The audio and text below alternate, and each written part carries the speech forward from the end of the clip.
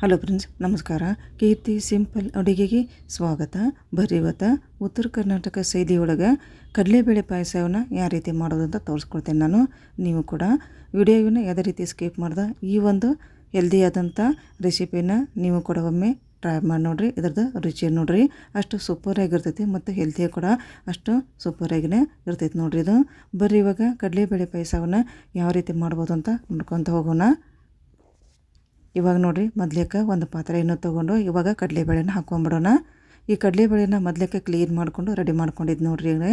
ಈಗ ನಾನು 2 ಬಟ್ಲಾಗೋಷ್ಟು ನಾನು ಕಡಲೆಬೇಳೆನ ಹಾಕ್ಕೊತೀನಿ. ಹಾಕ್ಕೊಂಡು ಇದನ್ನು ನೀಟಾಗಿ ತೊಳ್ಕೊಂಬಿಡೋಣ್ರಿ ಒಂದು 2 ರಿಂದ 3 ಸಲ. ಇವಾಗ ನೋಡಿರಿ, ಒಂದು 2 ರಿಂದ 3 ಸಲ ತೊಗೊಂಡು ಈಗ ಕುಕ್ಕರ್ನಾಗ ಹಾಕ್ಕೊಂಡೀನಿ. ಈಗ ಕುಕ್ಕರ್ನಾಗ ಹಾಕ್ಕೊಂಡು ಇದಕ್ಕೆ ನೀರು ಹಾಕಿ ಒಂದು 3 ಸೀಟಿ ಮಾಡಿಸ್ಕೊಂಬಿಡೋಣ್ರಿ. ಈಗ ನಾನು 2 ಬಟ್ಲ ಆಗೋಷ್ಟು ಕಡಲೆಬೇಳೆನ ತೊಗೊಂಡಿದ್ದು ನೋಡ್ರಿ. ಈಗ ನೀರು ಹಾಕ್ಕೊಂಬಿಡೋಣ್ರಿ. ಈಗ ಒಂದು ಗ್ಲಾಸ್ ಆಗೋಷ್ಟು ಸ್ವಲ್ಪ ನೀರು ಹಾಕ್ಕೊಂಡು ನೋಡ್ರಿ.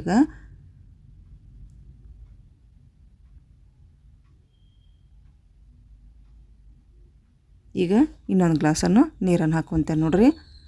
ಈಗ ಸ್ವಲ್ಪ ಅರಿಶಿನ ಹಾಕ್ಕೊಂಬಿಡ್ತೇನೆ ರೀ ನಾನು, ಅಂದರೆ ಬೇಳೆ ಲಘುನ ಕುದಿತೈತಿ ರೀ ಇದು. ಈಗ ಸ್ವಲ್ಪ ಎಣ್ಣೆನೂ ಕೂಡ ಹಾಕ್ಕೊಂಬಿಡ್ತೇನೆ ನೋಡ್ರಿ ನಾನು.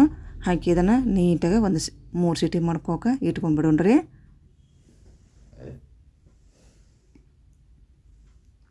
ಈಗ ನೋಡ್ರಿ, ಕುಕ್ಕರನ್ನು ಸೈಡಿಗೆ ಇಟ್ಕೊಂಡಿದ್ದಾಯ್ತು.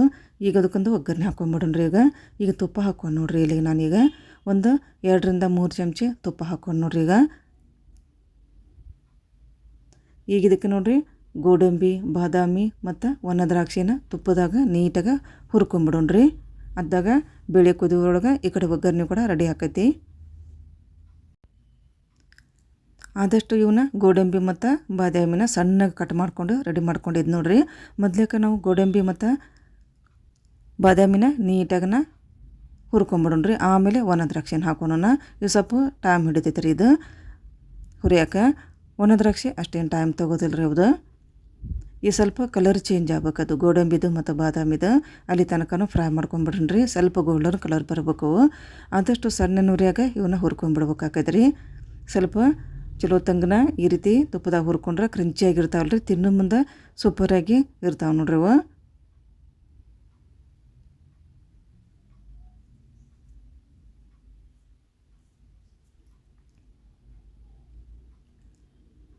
ಈ ಸ್ವಲ್ಪ ಕಲರ್ ಚೇಂಜ್ ಆಗ್ಬೇಕದು. ಅಲ್ಲಿ ತನಕ ಹುರ್ಕೊಂಬಿಟ್ರೆ ಸಾಕ್ರಿ ನಮಗೆ.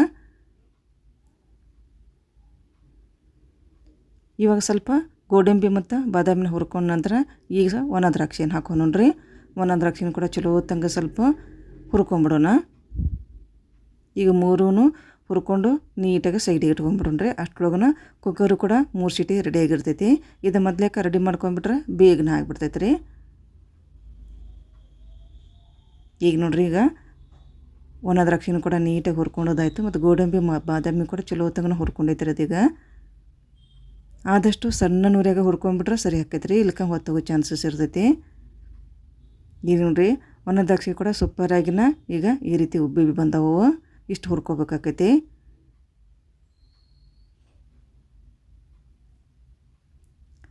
ಇವಾಗ ನೋಡ್ರಿ, ಅದೇ ಪಾತ್ರೆಗೆ ನಾವೇನೋ ಕುದಿಸ್ಕೊಂಡು ಇಟ್ಕೊಂಡಿದ್ವಲ್ಲ ಕಡಲೆಬೇಳೆನ ಹಾಕ್ಕೊಂಬಿಡೋಣ್ರಿ. ಈಗ ಒಂದು ಸಲ ಮಿಕ್ಸ್ ಮಾಡ್ಕೊಂಬಿಡೋಣ. ನೀವು ಇದು ಗೋಡಂಬಿ ಮತ್ತು ಬಾದಾಮಿನ ಆಮೇಲೆ ಕೂಡ ಹಾಕಬೋದು, ಇಲ್ಲಾಂದ್ರೆ ಇದೇ ರೀತಿಯೂ ಕೂಡ ಮಾಡ್ಬೋದು ನೋಡ್ರಿ. ಈಗ ಬೆಲ್ಲ ಹಾಕ್ಕೊಂತೇನೆ ನೋಡ್ರಿ. ಈಗ ನಾನು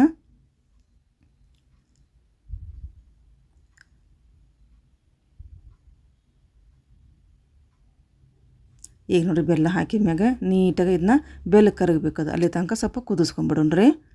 ಈಗ 2 ಬಟ್ಲಕ್ಕೆ ನಾನು 1 ಬಟ್ಲ ಬೆಲ್ಲ ಹಾಕ್ಕೊಂಡು, ನೀವು ಒಂದಕ್ಕೊಂದು ಕೂಡ ಹಾಕೋಬೋದು, ಇಲ್ಲ 1.5 ಕೂಡ ಹಾಕೋಬೋದು ನೋಡ್ರಿ.